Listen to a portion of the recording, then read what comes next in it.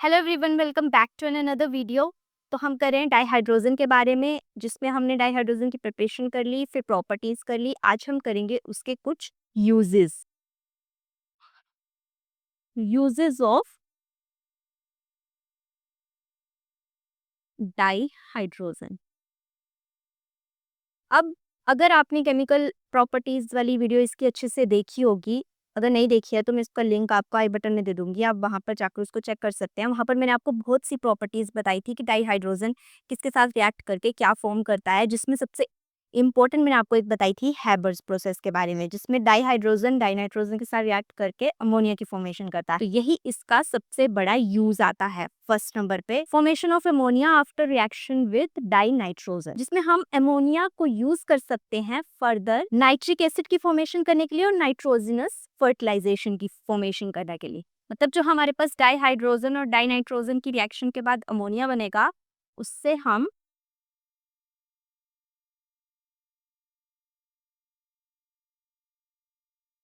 जिसमें हम अमोनिया से फर्दर नाइट्रिक एसिड की फॉर्मेशन कर सकते हैं और नाइट्रोजनस फर्टिलाइजर्स बना सकते हैं। एंड सेकंड मैंने आपको रिएक्शन बताई थी vegetable oil hydrogenation in the presence of nickel as a catalyst convert होता है एडिबल फैट में।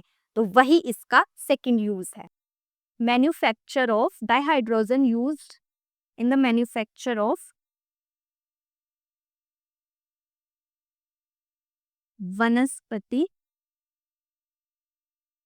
घी, जिसमें हम वेजिटेबल ऑयल की हाइड्रोजिनेशन करते हैं in the presence of nickel as a catalyst, और हमारे पास एडिबल फैट्स बन जाते हैं जिससे वनस्पति घी। अगली का यूज आता है,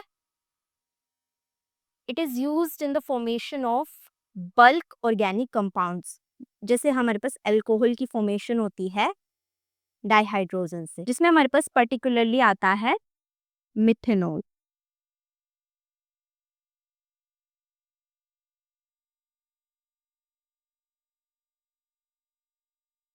कार्बन मोनोऑक्साइड रिएक्ट करता है डाइहाइड्रोजन के साथ in the presence of cobalt as a catalyst, और हमारे पास बनता है यहाँ पर मिथेनॉल ऑर्गेनिक कंपाउंड। नेक्स्ट इसका यूज आता है, it is widely used in the formation of metal hydrides.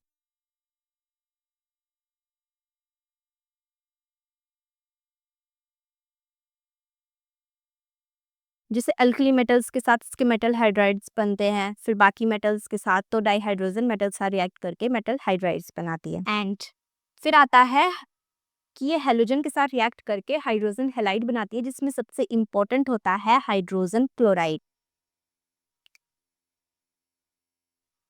जो कि एक हाईली यूजफुल केमिकल है। तो उसकी प्रोडक्शन के लिए भी हम डाइहाइड्रोजन को यूज कर सकते हैं। फिर जो हमारे पास मेटलर्जिकल प्रोसेसेस होती हैं, उसमें हम इसको यूज कर सकते हैं मेटल ऑक्साइड को रिड्यूस करने के लिए इन मेटल्स। मतलब जो मेटल ऑक्साइड है उनको अगर उनकी मेटेलिक फॉर्म में हमें रिड्यूस करना है, तो उसके लिए भी हम डाइहाइड्रोजन का यूज करते हैं।